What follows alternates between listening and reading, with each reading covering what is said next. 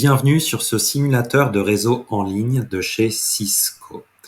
Quand j'ouvre la page par défaut, j'ai déjà un réseau qui est construit. Donc je vais cliquer sur chacun des éléments, puis sur Delete Selected.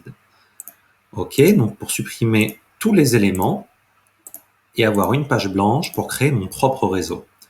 Je vais commencer par créer le réseau le plus simple, c'est-à-dire 2 machines qui sont symbolisées par des PC, qui vont être reliées par un switch pour communiquer entre elles. Donc vous voyez, pour utiliser un des éléments, je clique sur l'élément et en maintenant cliquer, je le dépose dans la fenêtre pour l'utiliser.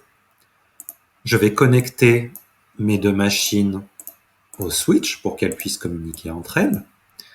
Et je vais maintenant paramétrer mon réseau. Donc comme vous le savez, sur un réseau, chacune des machines est identifiée et caractérisée par une adresse IP. Donc je vais cliquer sur mon PC 0, puis sur Edit Device. Dans l'onglet Interface, je vais indiquer son adresse IP.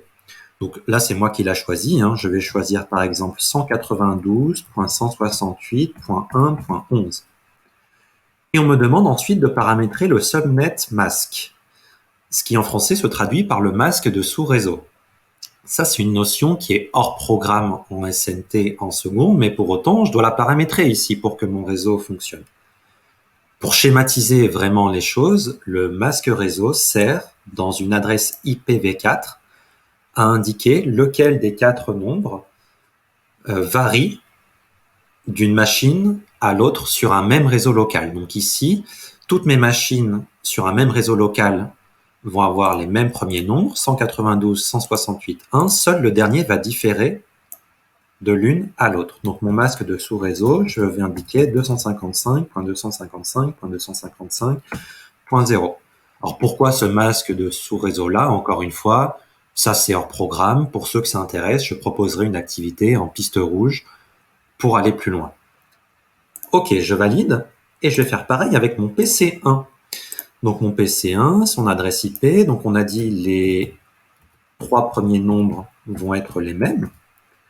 Seul le dernier va différer. Donc j'ai pris 11 pour mon PC0, je vais par exemple prendre 12 pour celui-ci. Et mon masque de sous-réseau, c'est le même, seul le dernier des 4 nombres diffère. OK.